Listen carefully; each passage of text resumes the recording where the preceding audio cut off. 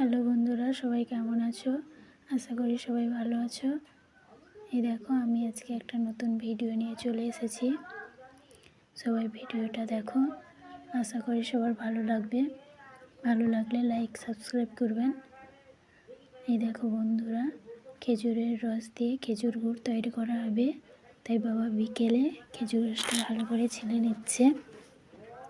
কাল সকালে গুড় তৈরি করা হবে। দেখো তোমরা, তারপর খেজুর গাছে দেখো দড়ি ঝোলানো হয়েছে। খেজুর গাছের মাঝখানে হাঁড়িটা বাঁধা হবে। দেখো মৌমাছিরা খেজুরের রস কীভাবে খাচ্ছে। আর যে এই দড়িটা ঝোলানো হয়েছে দেখো, এই দড়িটা দিয়ে রস বেয়ে এই হাঁড়িতে পড়বে। হাঁড়িটা গাছের মাঝখানে ঝুলিয়েছে। বাবার তো বয়স হয়েছে, বারবার গাছে ওঠানামা করতে পারবে না, তাই মাঝখানে ঝুলিয়েছে, গাছের মাঝখানে। তারপর দেখো রসটাকে নামিয়ে এনে সকালে ভালো করে ছেঁকে তোমাদের দাদাভাই ভালো করে ফুটিয়ে নিচ্ছে। এইভাবে 1-1.5 ঘন্টা ফোটাতে হবে। তারপর দেখো এইরকম কালার চলে আসবে ফোটানোর পরে।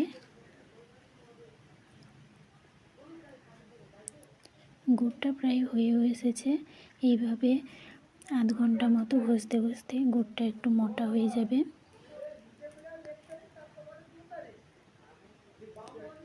বারবার ঘষে নিচ্ছে।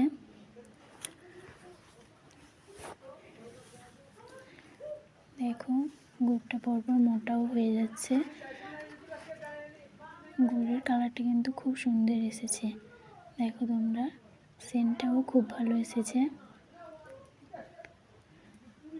শীতকালে কিন্তু সবার গুড়ের পিঠে খেতে ভালো লাগে। কার কার খেজুরের রস দিয়ে গুড় বানানোটা ভালো লেগেছে আমাকে কমেন্ট করে জানাবে। আর এটাও বলবে কার কার গুড় খেতে ভালো লাগে, শীতকালে গুড়ের পিঠে খেতে ভালো লাগে বলবে।